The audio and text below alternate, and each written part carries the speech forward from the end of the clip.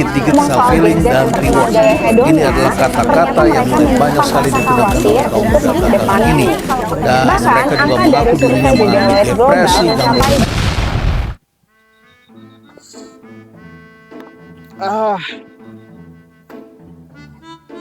Lu ngapa sih? Gue sekarang sering kepikiran masa depan gue gelisah, gue cemas lihat pencapaian teman-teman gue yang di luar sana udah kesana kesini, sedangkan gue masih di sini aja. Walah, itu lu lagi ngalamin yang namanya quarter life crisis. Apaan itu? Jadi quarter life crisis itu fase seseorang, khususnya anak-anak muda kayak kita nih, dia mengalami kecemasan sama masa depannya. Dia kayak mulai ngebandingin pencapaian orang lain sama dirinya sendiri. Nah, itu yang gue alami sekarang, Dik. Lu nih kalau mau tahu quarter life crisis secara lebih lanjut, mungkin kita bisa nonton video Vox Pop yang satu ini. Nah, itu.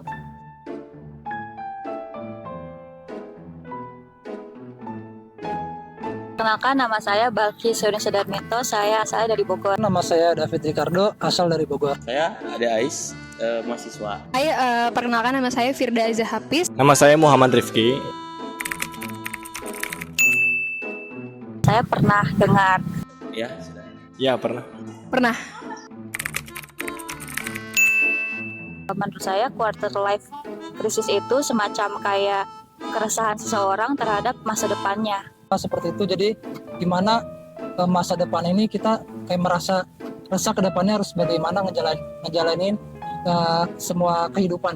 Menurut saya quarter life crisis ini kecemasan kita terhadap masa depan. Jadi akan jadi apa kita di masa depan nanti. Saya sebagai kaum muda ya, suka kayak gimana sih nanti saya ke depannya kayak gitu. Sementara sekarang kayak kita gini-gini aja gitu.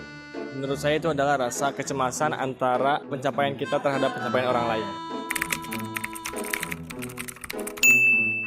Akhir-akhir ini ya di umur saya 23 tahun karena melihat teman-teman saya yang lain yang udah pada lulus dan juga udah banyak yang kerja gitu. Terus ngelihat saya juga yang masih gini-gini aja dan belum kerja, padahal saya juga udah apply kemana-mana, tapi apa ya, kayak kecemasan diri sendiri gitu melihat teman-teman saya udah kerja sedangkan saya belum sih. Kalau saya sih akhir-akhir ini menurut saya. Kalau saya sama di usia 24 tahun ini, saya merasa kok saya belum bisa apa-apa gitu, sedangkan orang lain udah bisa kerja ngasihin uang sendiri. Jadi saya berpikir kok saya masih begini aja, kapan bisanya seperti kayak orang lain. Dari 20-an sih ya, 20, 21 juga udah merasakan itu. Kayak kita lihat orang-orang nih di usia belasan tahun aja udah kayak bisa gimana merancang masa depannya itu dengan baik gitu. Sementara saya masih gini-gini aja. Di umur 24 sih yang sekarang. Soalnya kan masuk kuliah itu gap year 2 tahun. Jadi khawatir gitu kan, karena teman-teman seusia saya tuh pada umumnya udah pada lulus kuliah, udah kerja kayak gitu. 18-19 kali ya waktu awal masuk ke kampus.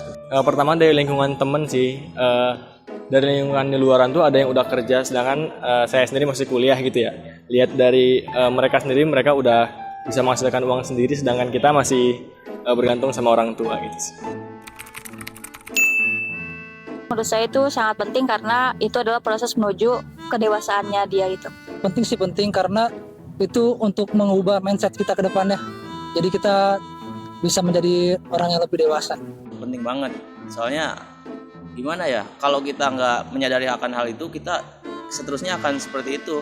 Jadi intinya kalau kita nggak menyadari itu tuh kita bakal stuck di situ aja, nggak ada kemajuan. Tergantung penilaian masing-masing ya.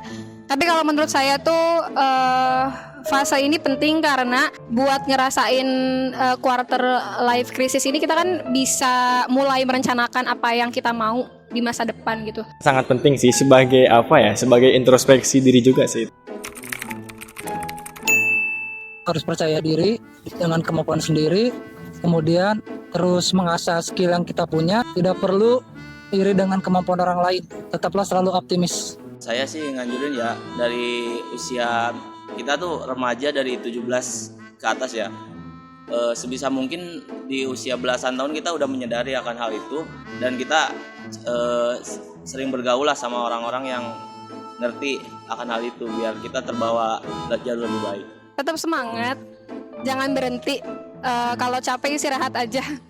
Jangan terlalu jangan terlalu berpatokan sama orang lain sih gitu. Boleh berpatokan, cuma sebagai motivasi aja gitu. Jangan jadi life crisis ini menjadi bumerang buat kita buat kedepannya gitulah intinya. Indah bersama teman-temanku, ku bercanda dan tertawa bebas lepas.